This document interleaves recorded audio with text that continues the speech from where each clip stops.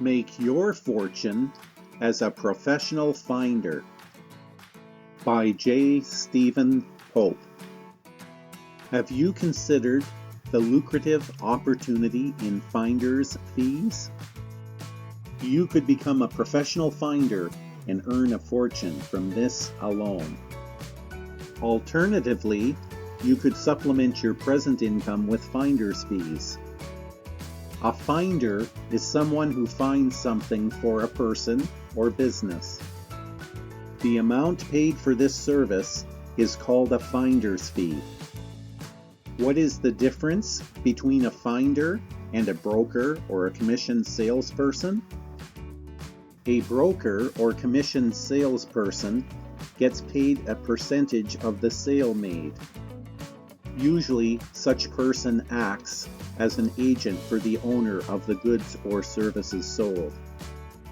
He becomes actively engaged with the sales process, supplying information to facilitate the sale, negotiates the contract, arranges financing, and completes paperwork.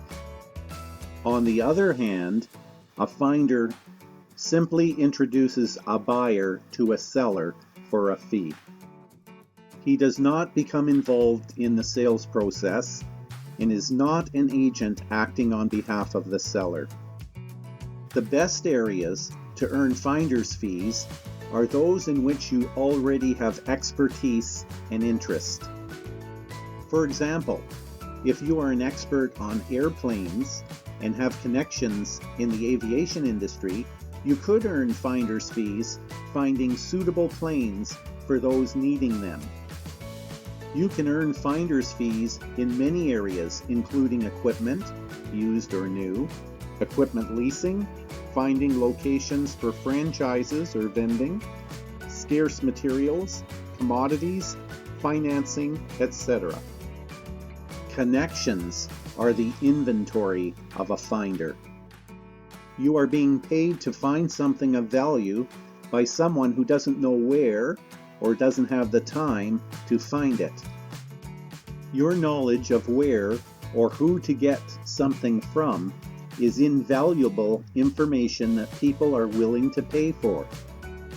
Protect yourself with written contracts. Also, document all efforts you have made to earn your finder's fee.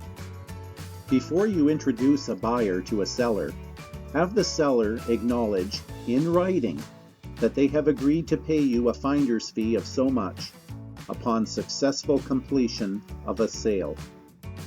After obtaining a properly executed written contract, which may be a simple one-page letter agreement, inform the person by written correspondence sent by registered mail about the buyer. Keep all copies of correspondence and other written documentation in case it becomes necessary to enforce your rights later. Proper documentation should help you to avoid any misunderstandings. Just as the business that sells something pays its sales staff, likewise, the seller generally pays the finder's fee. The seller is the one that makes a profit from the sale, and so usually is the one that pays commissions or finder's fees. However, if a buyer is particularly anxious to buy something, he might offer a finder's fee. Therefore, it is possible to collect such fees from either the seller or the buyer. It is possible to find finder's fees opportunities offered in magazines, newspapers, and newsletters. You can find additional opportunities by doing your own research. Use your contacts, reference and phone books at the library, the internet, persons you know or don't know who might have the information you need, as well as other sources to find what is needed. For example, if someone tells you they can't find a pilot with an airplane outfitted with geophysical survey equipment, have you considered talking to airport employees, pilots, business acquaintances, exploration companies, and manufacturers? Make sure that all your communications and dealings telephone, correspondence, letterheads, contracts, etc., reflect the professional nature of your business. You must be willing to do the necessary legwork and research required to earn your finder's fee.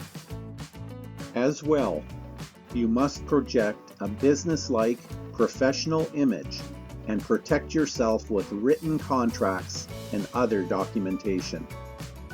Above all, you must follow through and diligently apply what you have learned.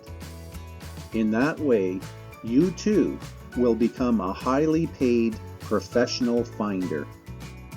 For more information, visit findersfeefortune.com.